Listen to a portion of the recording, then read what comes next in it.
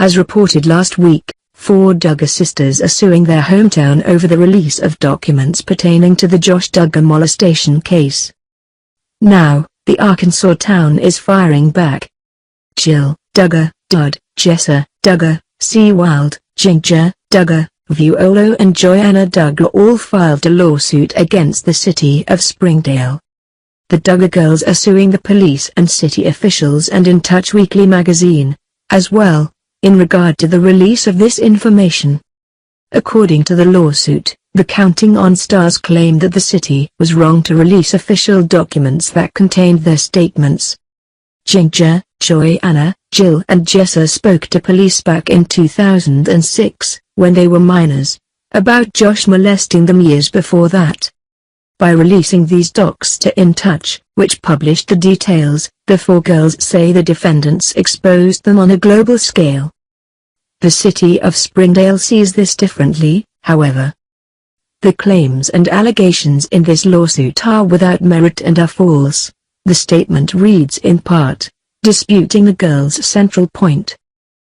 The suit claims that the release of a heavily redacted police report pursuant to a Freedom of Information Act request was somehow unlawful.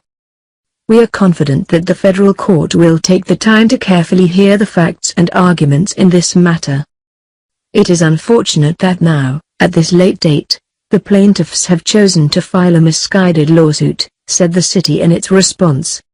Springdale lamented the case being brought against dedicated public servants and seeking damages from public tax dollars.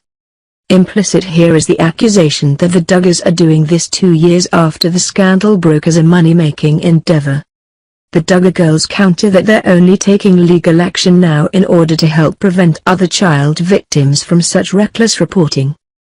This case is solely about protecting children who are victims of abuse, Jill, Jessa, Ginger and Joanna Duggar said in their statement. Revealing juvenile identities under these circumstances is unacceptable, and it's against the law, the 4 siblings added.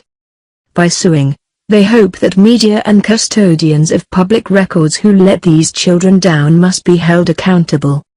This case has vast implications for all our children.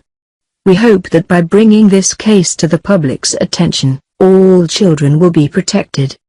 They do have a point in one important sense. While the police documents released were redacted to remove the victims' names and other identifying information, as the city claims. However, enough information was left in the documents that it was obvious that the victims in the case were Josh's 4 younger sisters. What's the point of redacting anything then?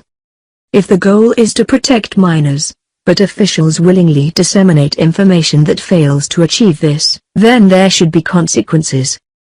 It's also not clear if the fact that the victims were no longer minors at the time of the 2015 story's publication has any impact legally.